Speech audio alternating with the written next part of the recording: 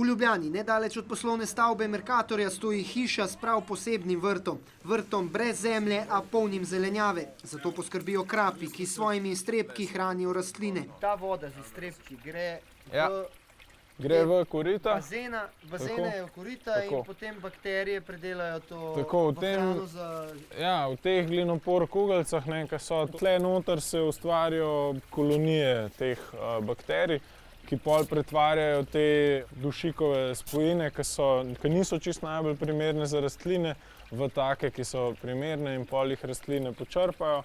Bakterije so več kot zadovoljivo opravile svoje delo. Orang, ljuti. Ja, so kar, ne?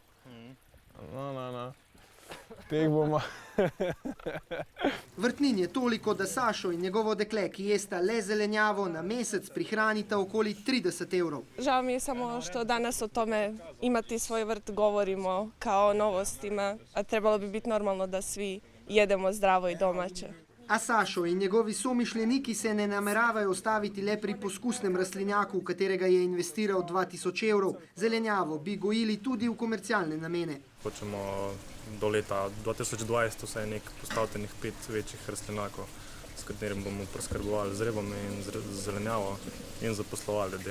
Zato so se že povezali s socialnimi podjetji, ki bi jim zagotovila delovno silo. Če jim bo z rastlinjaki uspelo, računajo, da bi lahko samo v Ljubljani zaposlili okoli 50 ljudi.